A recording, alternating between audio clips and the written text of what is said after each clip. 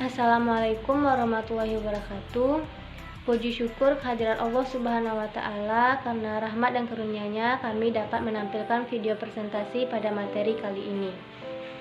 Kami dari kelompok 6 Bisnis Internasional yang beranggotakan Yutia Rahinaldi, Windy Febria Putri, dan Nadia Agustina Fernata dengan dosen pengampu Ibu Fazil Husna S. Rasyad MBA. Kami akan menyampaikan materi mengenai pengelolaan bisnis internasional. Poin-poin yang akan kami sampaikan pada materi ini yaitu: yang pertama, analisis pasar luar negeri; yang kedua, strategi pasar luar negeri; yang ketiga, lisensi internasional; yang keempat, waralaba internasional; dan yang terakhir yaitu bentuk penyelesaian dari analisis kasus. Baiklah, sekarang kita akan masuk pada penyampaian materi. Baiklah, saya akan menjelaskan tentang analisis pasar luar negeri. Analisis pasar luar negeri merupakan salah satu kegiatan yang sangat penting dilakukan oleh perusahaan yang ingin berkecimpung dalam kegiatan bisnis internasional. Ada beberapa bagian dari analisis pasar. Yang pertama, penyaringan pasar; yang kedua, riset pasar; yang ketiga, penilaian lingkungan. Dalam kegiatan penyaringan pasar dilakukan beberapa proses sebagai berikut. Yang pertama, proses penyaringan pertama. Dalam proses penyaringan pertama ini dinilai potensi kebutuhan dasar, di mana jika tidak ada kebutuhan maka tidak ada satupun pengorbanan untuk usaha, dan uang yang secara wajar akan memungkinkan perusahaan itu untuk memasarkan barang dan jasa. Yang kedua adalah proses penyaringan yang kedua. Ada beberapa bagian. Yang pertama, di bidang keuangan; yang kedua, indikator pasar; yang ketiga, faktor pasar yang cenderung memiliki korelasi; yang keempat, analisis tren teknik statistik atau rata-rata aritmatik; yang kelima, analisis kelompok dan teknik; yang keenam, pentakhiran berkala. Sedangkan yang ketiga adalah proses penyaringan ketiga.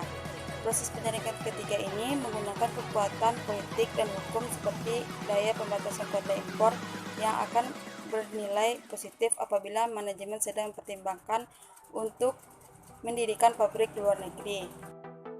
Yang keempat adalah proses penyaringan keempat. Di tahap ini, para kandidat yang tersisa berdasarkan faktor sosiokultural. Hal ini menjadi sangat sulit karena sosiokultural sangat subjek dan data sulit untuk dikumpulkan dari jarak jauh. Yang kelima, proses penyaringan kelima. Ada beberapa bagian. Yang pertama, jumlah, ukuran, dan kekuatan keuangan para pesaing; yang kedua, pangsa pasar; yang ketiga, strategi pemasaran; yang keempat, efektivitas yang terlihat dan program-program promosi; yang kelima, tingkat kualitas dan lini-lini produk; yang keenam, tingkat kualitas dari sumber dari produk-produk mereka diimpor atau diproduksi secara lokal; yang ketujuh, kebijakan penetapan harga; yang kedelapan, tingkat layanan penjual; 9, saluran distribusi; dan yang ke-10, lingkup pasar. Selanjutnya yaitu strategi memasuki pasar luar negeri. Pertama, ekspor-impor. Ekspor adalah sebuah kegiatan menjual produk yang dibuat di negara sendiri untuk digunakan atau dijual kembali ke negara yang lain. Sedangkan impor adalah membeli produk yang dibuat di negara lain untuk digunakan atau dijual kembali di negara sendiri.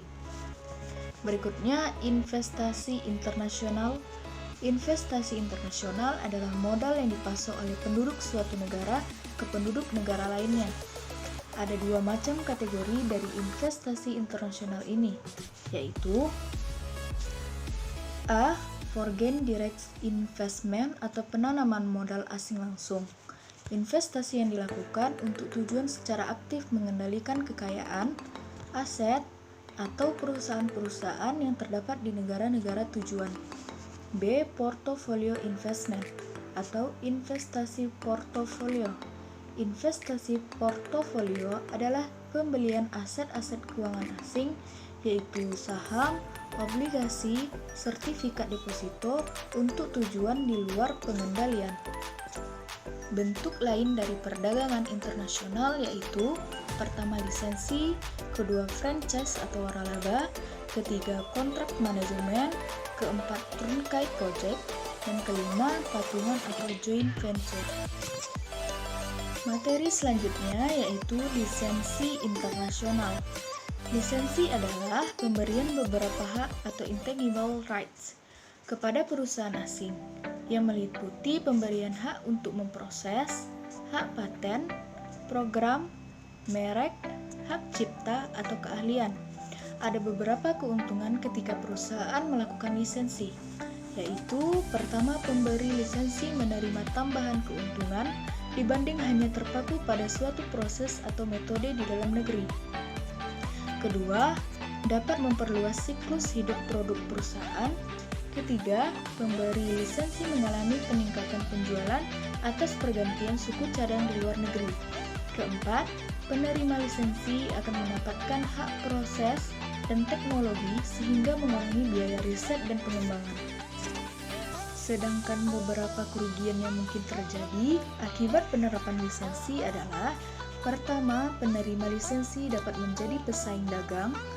Kedua, penjual barang atas merek tidak terkontrol dengan baik. Ketiga, banyak terdapat barang palsu. Dan terakhir, mutu produk yang dihasilkan penerima lisensi buruk. D. Waralaba internasional.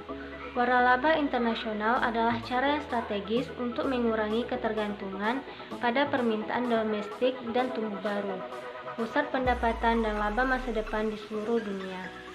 Waralaba adalah penyatuan sumber daya dan kemampuan untuk mencapai pemasaran strategis, distribusi, dan penjualan tujuan untuk sebuah perusahaan. Ini biasanya melibatkan franchisor yang memberikan kepada individu atau perusahaan franchise hak untuk menjalankan bisnis menjual produk atau layanan di bawah model bisnis waralaba sukses dan diidentifikasi oleh merek dagang franchisor. Dan yang terakhir, kita masuk pada analisis kasus. Guna mengantisipasi kasus hukum yang melibatkan bisnis waralaba seperti kasus McDonald's versus Bambang Rahmadi, Bapepam LK dinilai perlu turut melakukan pengawasan. Saya usulkan Bapepam LK ikut mengawasi waralaba untuk antisipasi agar kasus seperti McDonald's tidak terulang lagi, karena ini terkait kepemilikan saham, kata Komite Tetap Waralaba dan Lisensi Kadin Indonesia Amir Karamoy di Jakarta, Kamis 5 November 2009. Kadin telah mengusulkan hal ini kepada pemerintah dan sedang dalam proses sounding pada Menteri Perdagangan sebagai otoritas pengatur waralaba. Menurut Amir, kasus perseteruan McDonald's dengan Bambang Rahmadi karena tidak adanya mekanisme claim break dalam perjanjian franchise. Artinya, waktu break atau pemutusan perjanjian harus clean atau bersih atau tidak ada tuntutan hukum, katanya. Padahal dalam PP nomor 42 tahun 2007 telah mengatur mekanisme claim break tersebut. Jika ada pemutusan perjanjian waralaba, maka kedua belah pihak diminta untuk sepakat, sehingga jika ada disput seperti itu tidak perlu lewat pengadilan. Seperti waralaba di Amerika Serikat, tidak pernah lewat pengadilan, tapi dengan arbitrase atau mediasi melalui asosiasi, kata dia. Menurutnya, sistem mediasi seperti demikian di Indonesia belum sepenuhnya berjalan dengan optimal. Pertanyaannya yaitu, berikan alternatif solusi bagi permasalahan tersebut. Kami dari kelompok 6 mendapatkan jawaban yaitu, agar terciptanya ketertiban secara hukum bagi pelaksana suatu franchise, maka diperlukan tindakan-tindakan ketertiban sebagai berikut. Yang pertama, suatu franchise harus didaftarkan secara sah dan jelas secara hukum. Yang kedua, suatu franchise haruslah memegang teguh pada prinsip keterbukaan informasi antara franchisor dengan franchise. Yang ketiga, diperlukan suatu asosiasi franchisee yang tangguh.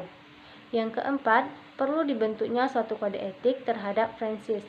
Dan yang terakhir yaitu perlu guide linas oleh pemerintah terhadap klausal klasila yang baku terhadap kontrak franchise. Baiklah teman-teman, itulah materi yang dapat kami sampaikan. Semoga bermanfaat bagi kita semua. Assalamualaikum warahmatullahi wabarakatuh.